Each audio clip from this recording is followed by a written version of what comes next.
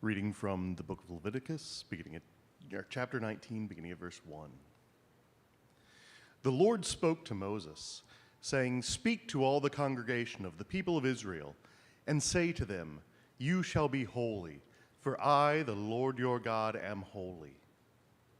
You shall not defraud your neighbor. You shall not steal, and you shall not keep for yourself the wages of a laborer until morning. You shall not revile the deaf or put a stumbling block before the blind. You shall fear your God. I am the Lord. You shall not render an unjust judgment. You shall not be partial to the poor or defer to the great. With justice you shall judge your neighbors. You shall not go around as a slanderer among your people, and you shall not profit by the blood of your neighbor. I am the Lord. You shall not hate in your heart any one of your kin.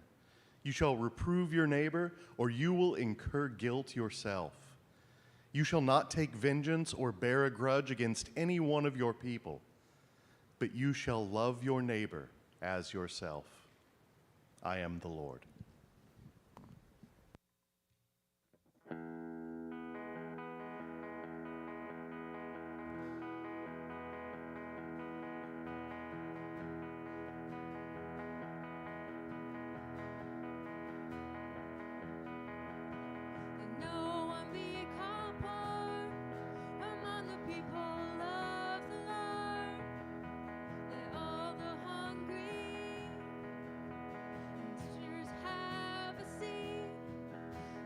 Justice roll like a mighty river, crashing with the sound of waves. Let mercy fall like springtime showers, blowing in on the winds of grace.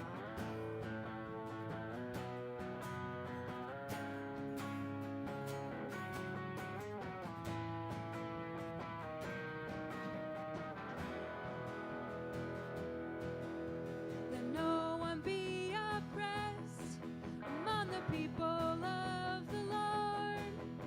Let every hurt be healed and every voice be heard. Let justice roll like a mighty river, crashing with the sound of waves.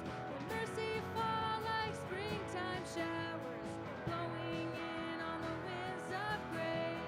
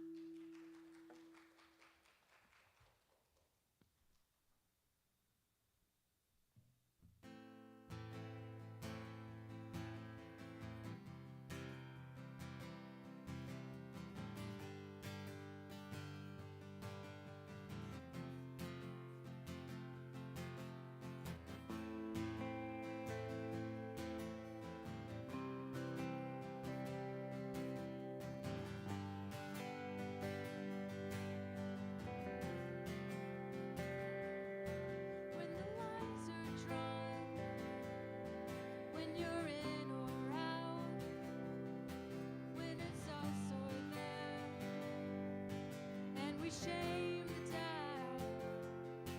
It is all a lie. All we ever really need is love. There's no need to shed more blood. Look upon the cross. Look upon the cross. See the face of Christ. See the mercy in his eyes. Every valley shall be lifted high. Now our enemies are blessed in the heavy laden rest. For his judgment is love. For his judgment is love.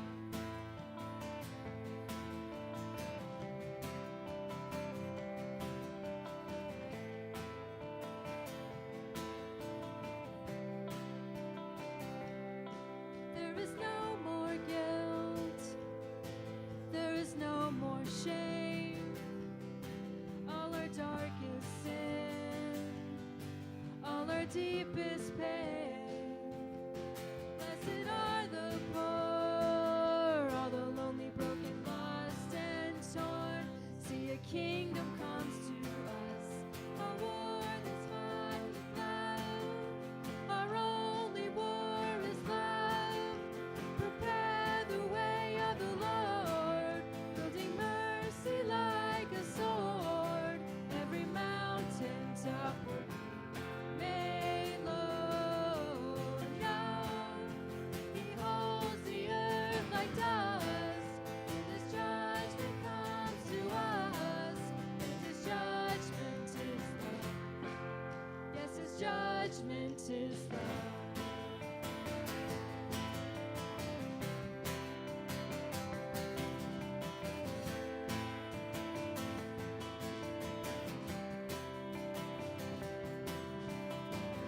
We will not fight their wars. We will not fall in line. 'Cause if it's us or them, it's us for them, it's us for them. We reject the either. Can't define us anymore. 'Cause if it's us for them, it's us for them, it's us for them. We will not fight their wars. We will not fall in line. 'Cause if it's us for them, it's us for them, it's us for them. We reject the either or. Can't define us anymore. 'Cause if it's us for them, it's us for them, it's us for them.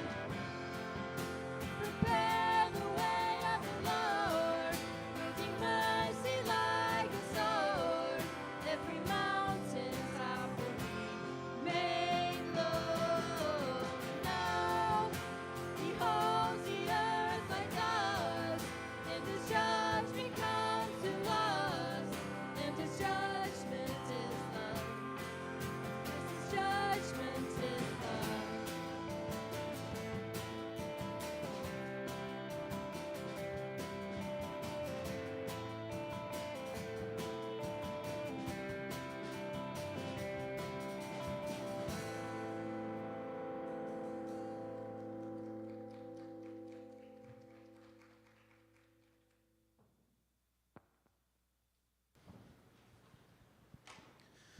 Reading from 1 Thessalonians 2.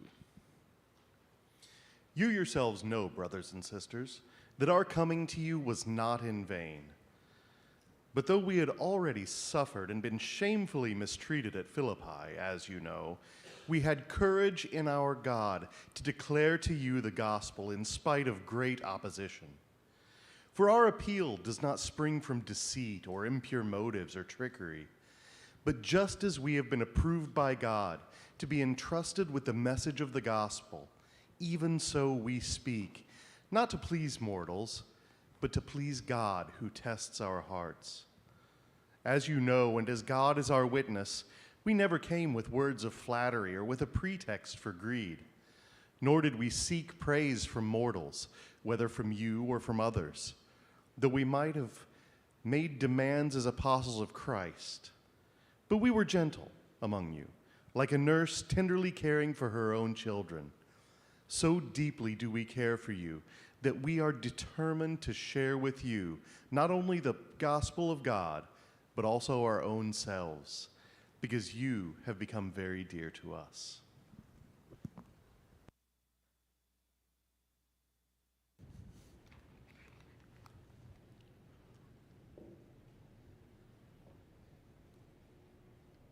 Good morning.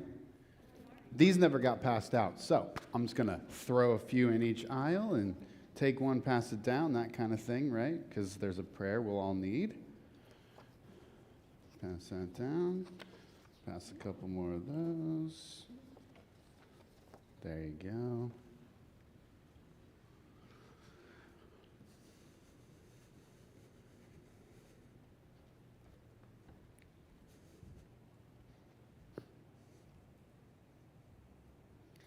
Anybody notice anything different driving up? Yeah, looks good, right? You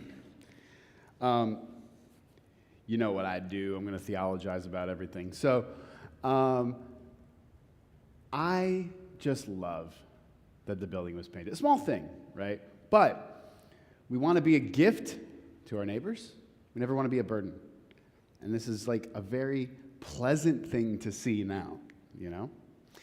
And I think it signals as well a turn that we can make as a community, one towards being more intentional, one towards being more outwardly minded and concerned about our neighbors, being creative about the way that we can care for them, and being careful to do things well. It's good to be back with you this morning. Last week, a few of us from the Thriving Congregations team were at the first of 3 retreats, and it was awesome. It was really awesome. The work that the team is going to do throughout the rest of the year, ending in June, is really, I think, really going to help us as a church community serve the people around us, those inside our community and outside our community, our broader neighbors, more effectively and more powerfully. Next week, we're going to have a couple of people share about their experience of the retreat, the things they learned, the things they felt, right? The things they thought were valuable in gathering with other churches, sharing ideas, shared work. So I'm not going to get into a lot of the details about what we did, but I do want to say that it was interesting to me as, man, this feels hot. Anyone up there? It was interesting to me as I was reading through the text for this week how they seem to circle around the idea of thriving. It just fell in line. Maybe that's because it was in my head.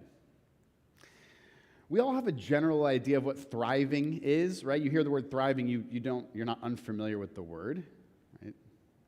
Thriving is living, but it's living with strength, it's living with vitality, right? It's being full of life.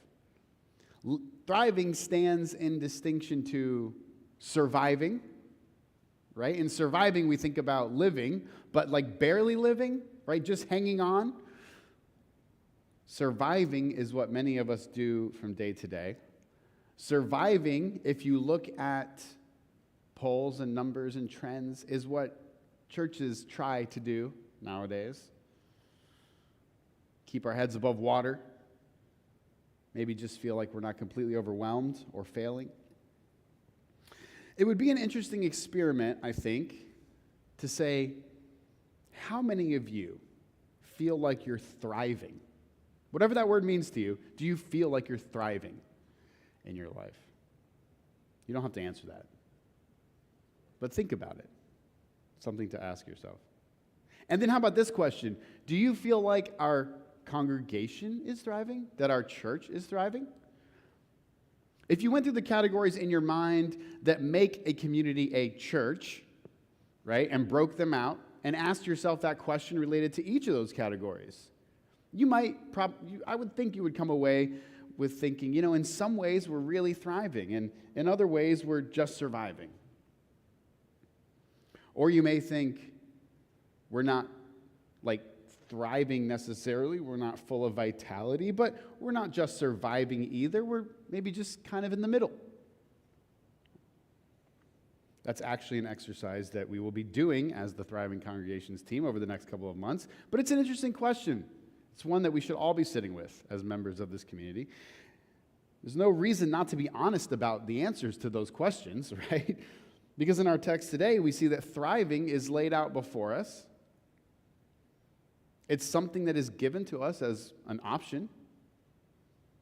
Being solid in our existence, having our lives sustained, not being overwhelmed by the pressures of life, not having a life that we heard in Psalm 1 feels like chaff that just scatters in the wind. These are things that we can have. That text in Psalm 1 is pretty famous as Psalms go, right? A lot of people know Psalm 1. It's got that powerful imagery of the tree. I'm sure many of you are acquainted with the imagery of this song.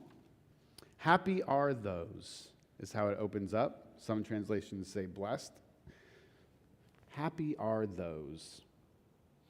An intro we probably want to finish for ourselves, right? I mean, don't you want to be happy? Happiness is overrated. Let me just put that up front, right? I think you all know I don't feel great about the word happy.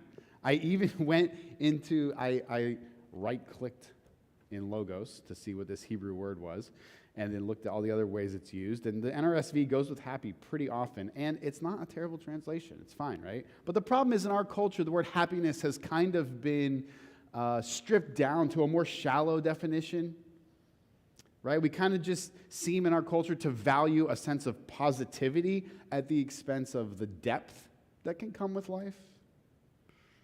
And so maybe you hear the word happiness and you just think like smiley, shining people, right? And you don't want any part of that. And that's fair, because I'd be right there with you. That's not really what it means to be human, right? Just to like have a smile all the time. That always comes at the expense of truth, typically, right? Connection, relation. But here, that's not what we're talking about, right? In this text, it's built out for us. Happiness is a rewarded life. A life that feels like it's worth living. The ability to look at your life and say, yes, this is good. Right? A sense of enjoyment, freedom from overwhelming worries, stresses, burdens. And the psalm tells us that these happy ones are like trees planted by a river. Right? They're able to bear fruit. In other words, they're strong, they're full of life. They produce, they also reproduce, right? Fruit does two things. It's good for eating, it sustains other life around it, but it also sustains the life of the tree and allows new trees to grow. This tree is not just surviving. It says it's got all its leaves. The leaves are full. It's blossoming. You've seen the opposite, right? Like the tree, like some of the trees in my yard that are like scraggly branches, a few leaves on each branch. They're on their way out, right? We know what it's like for a tree to not thrive. But these happy ones, they're so firmly rooted. They have plenty of water. They're near this stream, lots of leaves. They produce shade. It probably reminds us a little bit of the parable of the mustard seed, that when that plant grows up, it becomes large enough to give shelter and shade to the birds. It says anything these happy ones do, they prosper. That's nice. Do you feel like you're effective? That the work you do does the results you want it to do? Or do you feel like you just work a lot and spin your wheels and you don't really get anywhere, and the people around you don't get anywhere? These happy ones do the work that was intended to be done. That certainly sounds like the kind of life I personally want to live. And most certainly, though, and more the focus, the kind of community in which I want to exist. The kind of church that we want to be. Would you say that? Would you agree? Would all of you agree with that? Like, do you want our church to be one that's just barely hanging on? Or do you want it to be effective? To be able to work in our community and see people benefited? This is not the kind of tree in Psalm 1 that people pass by and ask themselves, do we even need it? Should we just cut it down? How many times have we asked ourselves that about churches? We don't want to be that, and that's why we want to be able to thrive, right? We want to be effective, meaningful, deep, rooted. Because we know we're not dead. And we know we do have something to offer people, don't we? We know there are people that we can serve through our loving actions and efforts. We know this. And so we want to do it well. We want to serve people more effectively. We want to welcome people who need community. Everybody does. And so we ask ourselves, are we happy in the sense of Psalm 1? Do we feel full? Do we feel effective? It's a great question to begin with as a community and as an individual. In all they do, they prosper. Do we feel like when we look at the efforts of our church, that we say the actions that we have taken do what they were intended to do?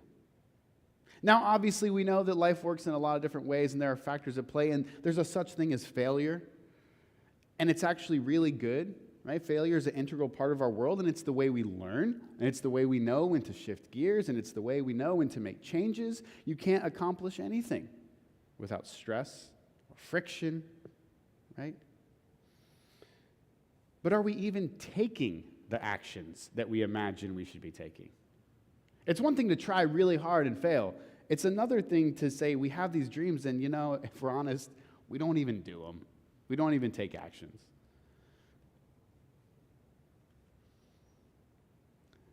The idea of bearing fruit is a beautiful thing. A tree bears fruit.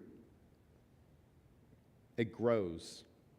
Its influence spreads and affects more and more people. Now, you may notice that we've only focused on the kind of middle section of that psalm, right? Happy are those, and then what does this happiness look like? This depth, vitality, this rootedness. But we're told in the very first verses what brings this happiness about, this depth, this vitality. Happy are those who do not follow the advice of the wicked, or take the path that sinners tread, or sit in the seat of scoffers. Man, that last one's really powerful, isn't it? Sit in the seat of scoffers. There's enough people in our culture that recognize that we have problems in society and culture, right? You can find people complaining about things all the time, scoffing at what they know is the wrong answer. Absolutely. But that's not a spot we can just sit forever. Rather, the happy are those who delight, it says, in the law, in the Torah of Yahweh, the law of the Lord, and they meditate on that law day and night. So we've got two components here, right? First, that which God is calling the people towards, that's what we're going to hear in the word law. They sit with it. They dwell on it. They let it form them. They mull it over, right? That's what meditate means, to intentionally allow your mind to center around a particular idea or word. This is what guides the happy, the thriving, the will of God for them. And then secondly, what? They leave behind or reject the advice of the wicked. What does that even mean? What advice are the wicked giving? What is it that the happy ones are rejecting? We could all come up with some general ideas, probably, but to help fill this in, to allow it to really become clear for us, this contrast that's going on, we're going to look at our text in Leviticus. The text from Leviticus almost feels like an answer to the questions that arise from sitting with Psalm 1. The call goes out from God through Moses to the Hebrew people, and it says, "Be holy, for I am holy." Be set apart. That's what holy means. Consider yourselves as set apart for a special purpose, a mission, a task. And do not just fall in line with what everyone else around you is doing culturally, societally, right? Have a unique posture in the world towards yourselves and towards your world. Right? That's what holiness is. It means to be distinct, to be separate. And then God continues on and tells the people some of the ways in which this holiness manifests itself, standing in contrast to many of the propensities that we have as human beings. If you were to read, he lists a few things that we're pretty familiar with from like the 10 Commandments, right? Like don't kick the elderly to the curb. Right? Don't refuse to take care of aging parents. Keep the Sabbath. Don't worship idols. But then we keep moving on, and where our lectionary text picks back up, if you remember from the reading, has some really interesting things that I think help us to think about advice that is given by the wicked, by those who do not pursue holiness. We hear, do not defraud your neighbor. You shall not steal. You shall not keep for yourself the wages of a laborer until morning. Right? Don't defraud each other. Do not economically disadvantage each other, specifically through things like withholding wages. Right? If someone labors for something, that is theirs, and for an employer to keep it would be, according to Leviticus, theft. You shall not revile the deaf or put a stumbling block before the blind. I love that at the end of this verse it says, you shall fear your God, I am Yahweh. All right, so we have here something connected to the fear of Yahweh, right? The awe-filled reverence of the distinctness of God, right? The holiness, the separateness, that part of God that calls us beyond ourselves, allows us to stand in awe. And what is connected directly to that awe-filled response to the holiness of God? Care and concern for those with disabilities. Do not revile the deaf. Do not look at their inability to hear as something that puts you out. Well, you got to do an extra thing now. Or that is not like somehow they're not worthy of their own existence inside the community. Or as a sign that they've been judged by God or something. Or that they are worth less to this life in the community. Or bless your heart. That one sounds better, doesn't it? But those are all the same thing. Moses says, do not revile, do not speak evil against the deaf. He continues on, do not put a stumbling block in front of the blind. Well, we know the ramifications of that, right? They would trip. They would fall. They can't see it. For someone to do this intentionally, of course, would just be horribly cruel, and maybe that's what Moses is getting at, but it also just says, don't do it.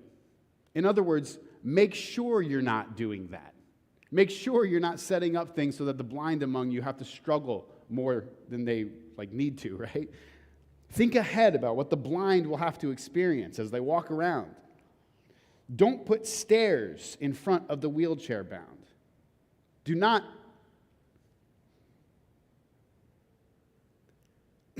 expect the autistic person to have sustained periods of eye contact or answers to questions the way you think they should be answered.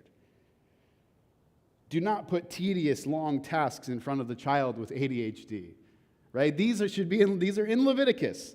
They're contained in the spirit of it. Are we considering how it is that we relate as a church to those in our community who live outside of the statistical majority?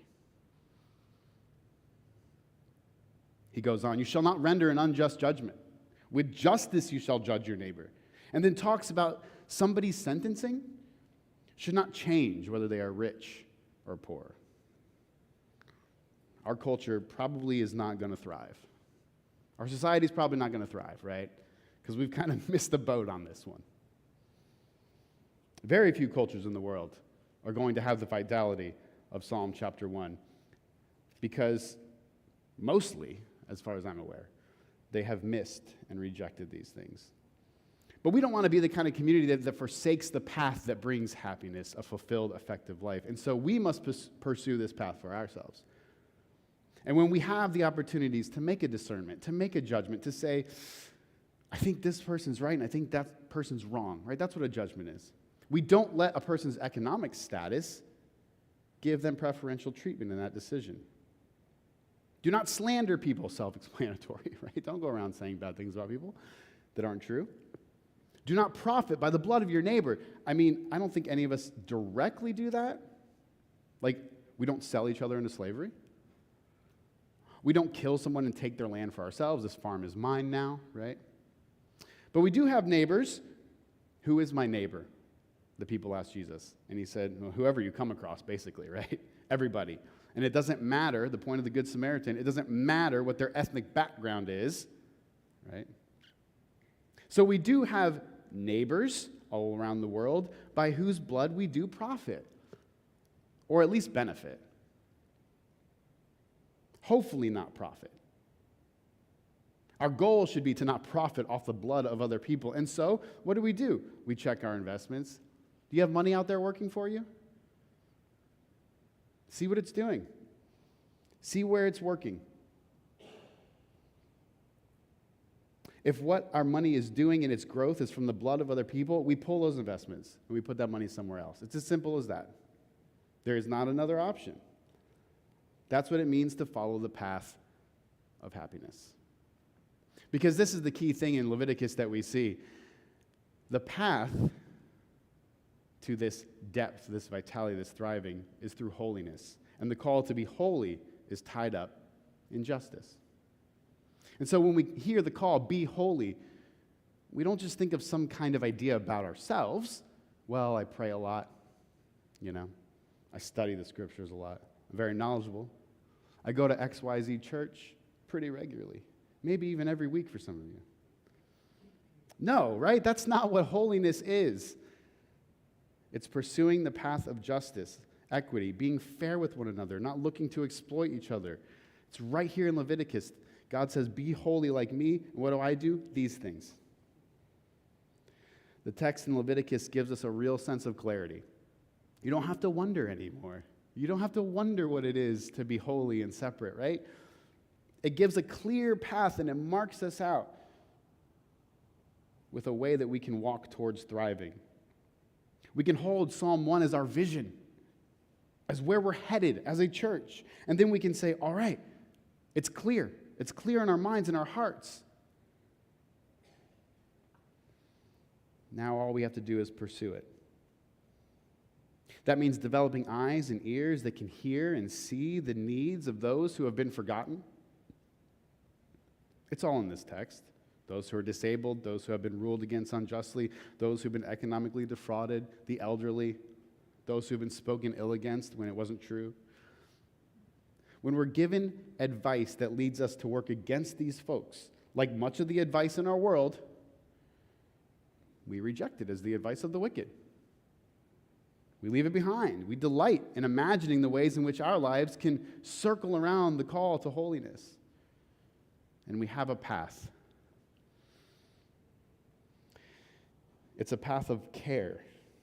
It's a path of concern for the people who live in our world.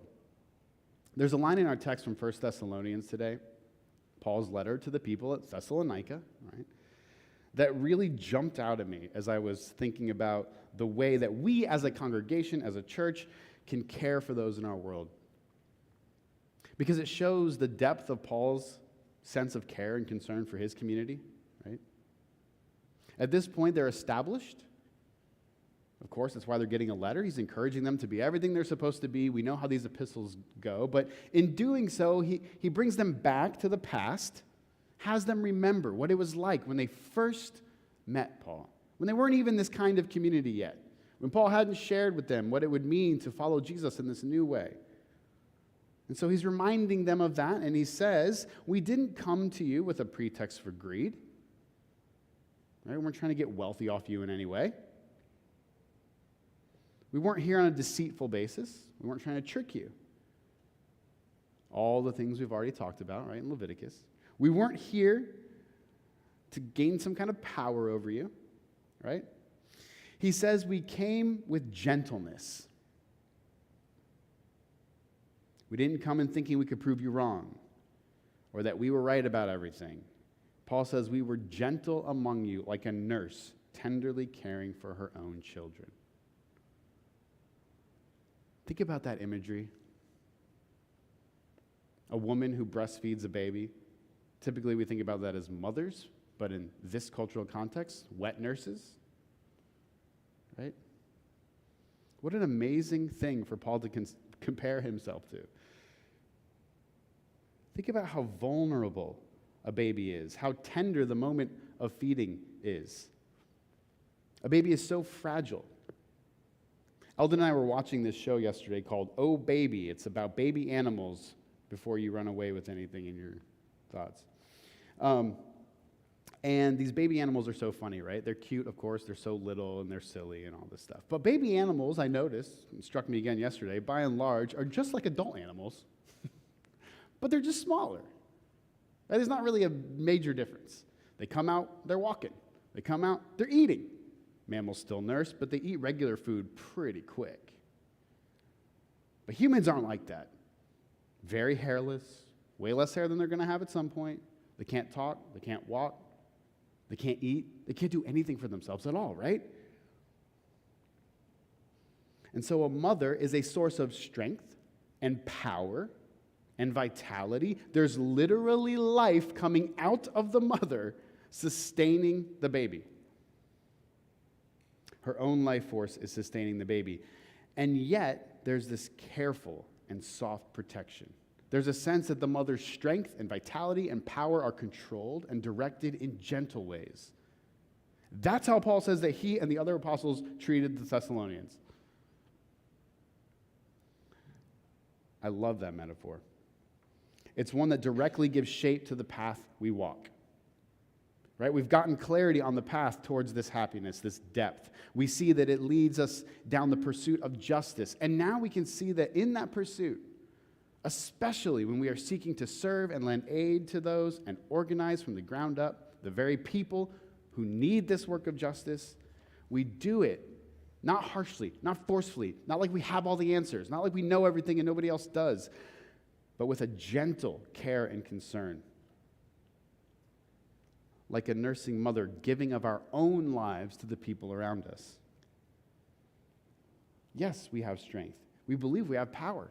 We don't walk around attempting to exert authority over other people. We direct the vitality that has been given to us into the lives of others. That is the work of the good news, Paul says, right? This is how I proclaimed the gospel to you, he says.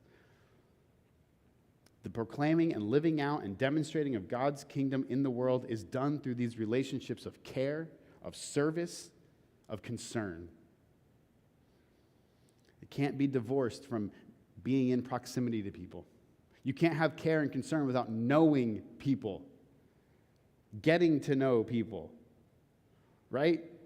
Just to be like ridiculous, a nursing woman cannot nurse a baby without holding it or being in proximity to it, right? Can't be 20 feet away. It's just not how it works. Don't try to find a loophole either. Pumping, you still have to give it a bottle. You still have to be close. It's impossible. So we look at this list in Leviticus all day long, and we can think, yeah, we're clear on it. Yeah, we understand who it is that should be cared for. We understand what justice looks like. We mentally assent to it. We should care for the widow, the orphan, the disabled, the poor, the elderly, those who have no community, those who are lonely. Oh, yeah, we understand all of that. But do we know them? Are we connected to them? It's relationships that drive the development of this sense of loving care. It is relationships that develop within us the strength to continue on. It is relationships that lead us to build larger and more vital communities for all kinds of people. So we ask ourselves, who is it that we are in contact with? And are we in contact with the people we want to serve? That's step one, right? You got to know them if you're going to give of yourself.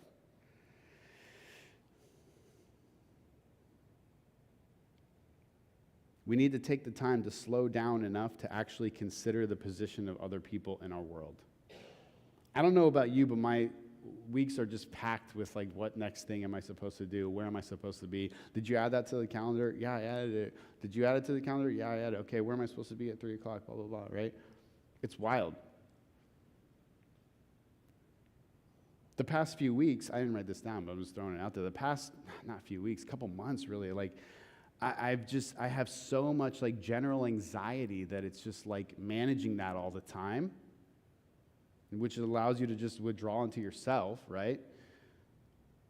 We have to let that stuff go. We have to carve out times in our day where we can just reflect, take 5-10 minutes and just reflect outwardly. Who is it in my community? Think through the faces of everyone in this room. Let that spur you on to think through the faces of those in your broader sphere. Let yourself begin to imagine what it might look like for those who need care and concern to receive it. Take a quiet time. Make it in the dark even, whatever. And let the Spirit give you the imagination for what it might mean if our community was thriving, was growing. Not necessarily in numbers, but growing in its power of service. We have to slow down and not let the world be so fast-paced around us that it tears us from our missions. Because we have a vision before us, a vision of being happy in the difficult sense of being a rooted, thriving community, where we can take an action of service to somebody and it lasts and provides them with life. This is what we want together. This is what we pursue. What we realize from Psalm 1 is the path for us. We know we're going to fail. We know that. If you don't know that, just embrace it now. We're going to make choices and they're not going to be the right choices. We're going to take actions and they're not going to work. We're going to fail. We're going to make mistakes. We're going to do things incorrectly. It doesn't say happy are those who, and then gives a static statement. It says happy are those who are on the path, right? Who don't walk the path of the wicked, but walk the path of the righteous. This is a lifelong journey. But we have the path, and it's clear for us. Pursue the holiness of justice, reject the evil of exploitation, ignorance, and silence around the cries of the needs of people, and develop the relationality needed to enact that justice. That is the call for us this morning. That is our good news. May we embrace it together. Let's pray. God, we sang songs this morning together. Come, all you weary. May we be the kind of place where those who are weary and burdened can come and feel that load lifted a little bit. May we ourselves bring our burdens together and share them. We sang Hurricane. We talked about love rising within our hearts. Give us the sensitivity, the time to feel that love rising. We sang Let Justice Roll. May that prayer taken from your holy prophet be made real for us. May it be a prayer we actually want to see achieved. We sang Us for Them. May our existence as a community be on behalf of those, not in opposition to the people in our world, not in a posture of like defeating others, but no, we exist for the good of others. We heard scriptures read. We ask that their message be rooted into our hearts, be made real. We ask that this time be fruitful in the sense that it produce something within us. Give us creativity, give us imagination, give us relationships, clarity, tenacity, agility, that we may pursue your kingdom well. In Jesus' name we pray. Amen.